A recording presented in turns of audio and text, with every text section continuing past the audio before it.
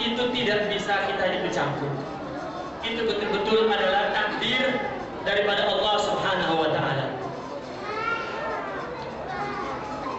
Saya pernah mendengar kisah cerita-cerita, semalam juga senang mendengar ada seorang yang menikah tidak disetujui orang tuanya, tapi karena takdir dia menikah. Jika orang tua itu berakidah, maka orang tua itu akan menerima, karena takdir Allah di atas segala-galanya. Tidak bisa orang keluar atau infisal atau istiqlal daripada takdir ini. Tidak ubah kita ini seperti sebuah tetes air di lautan. Meskipun kita punya irodah, tetapi tidak bisa melawan irodah air di lautan itu. Maka apabila kita terpisah dari kekuatan air di lautan, kita akan terdampar dan habis, lenyap. Apabila kita bertumpu kepada diri kita sebagai makhluk, kita akan mengalami putus asa, frustasi, bermusuhan, dan lain sebagainya. Tetapi kalau air itu bergabung kepada kekuatan laut, maka dia menjadi bagian yang satu, kekuatan yang satu, kekuatan laut itu. Apabila takdir sudah berbicara dan kita bergabung kepada irodah Allah, maka kita juga diberi kekuatan untuk menghadapi apa saja tamparan takdir itu kepada kita. Kita nggak bisa berpisah atau menarik diri independen dari irodah Allah. Takdir di atas segala-galanya.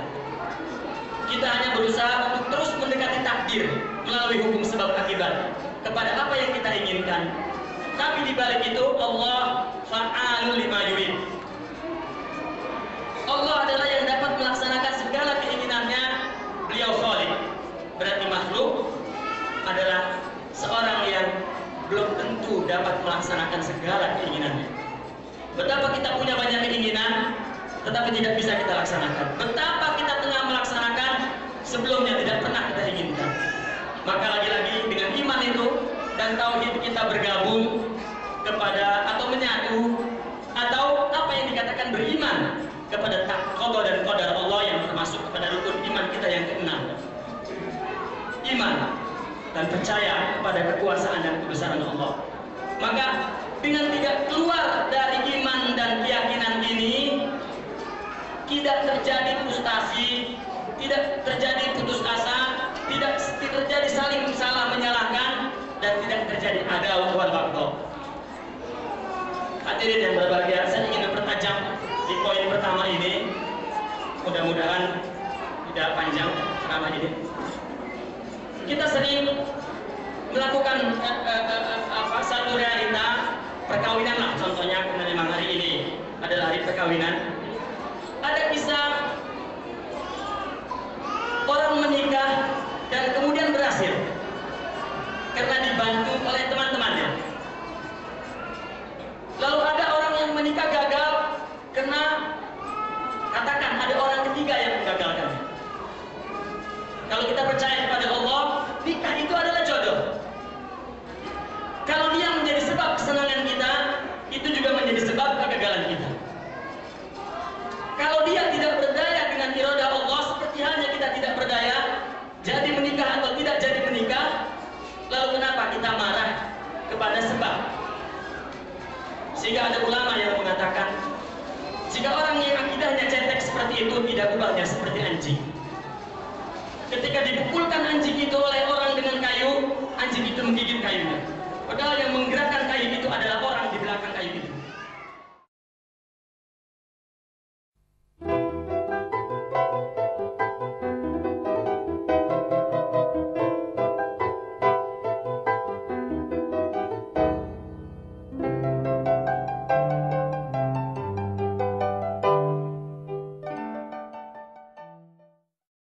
Padahal yang menggerakkan kayu itu adalah orang di belakang kayu itu. Kalau kesenangan lewat orang dan dia adalah sebab kesenangan, pada hakikatnya adalah Allah yang memberikan kesenangan, kita berterima kasih. Kenapa kita tidak bersabar ketika kita juga mendapat kegagalan dari orang ketiga? Karena itu sebetulnya juga pelajaran Allah bagi kita untuk mengenal kekuasaan Allah. Jadi kalau senang dari Allah, kenapa gagalnya dari Allah?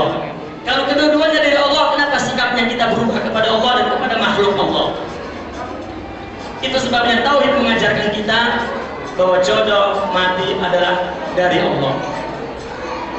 Kita tidak bisa memaksakan. Bahkan dalam hadis juga berbicara tentang jodoh dengan kata robbah. Maka orang diberikan kepercayaan sepenuh-penuhnya kepada siapa dan kapan. Syariat hanya mengawal agar tidak keluar daripada kehendak Allah yang baik.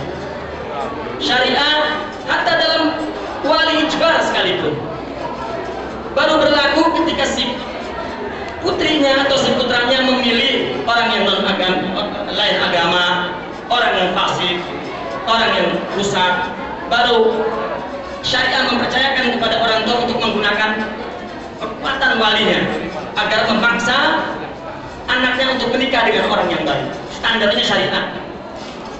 Selama menurut syariat betul, maka syariat fawqal jami'. Syariat di atas segala-galanya. Orang tua pun tidak boleh memaksakan kehendaknya kalau anaknya sudah memilih dengan calon yang memang secara syariat betul. Itulah syariat mengawal. Karena selebihnya adalah iradah Allah, takdir Allah. Dan kita mengimani bahwa ini dari Allah dan itu dari Allah, semua sebab musabibnya Allah.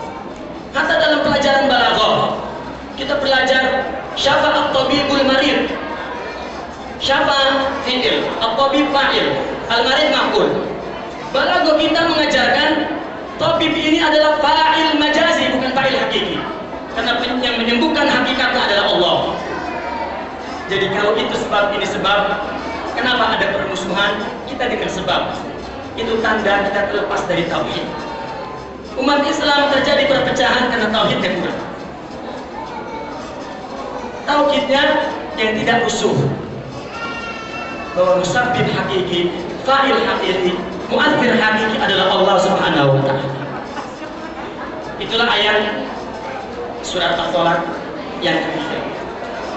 Kemudian kalau syariah itu adalah sebagai pengawal, maka sebatas mana cara orang mendapatkan yang sah menurut syariah dalam mencari istri. Semua hadis berbicara tentang perkawinan dihimpun ada 7 kaifiah. Yang pertama, ini singkat saja, saya tidak menyebutkan hadis-hadisnya. Antoriq ahli mar'ah, ini yang umum. Menikah harus melalui keluarganya, melamar, meminta, dan selanjutnya. Ini yang umum. Dan ini tidak satu-satunya. Dalam kondisi tertentu orang tua terkadang harus mengerelakan anaknya menikah di sini. Padahal kedua pihak orang tua nggak mengenal calon menantunya masing-masing. Itulah kemudahan Islam. Meskipun salah satunya adalah harus dari orang tuanya. Maka yang kedua, Islam pun membolehkan menikah melalui al-hadis al-mubashir ma'al mar'ah. Langsung nanya sama perempuan, "Neng, mau nggak saya lamar? Saya sudah siap maharnya ini." Sah menurut Islam.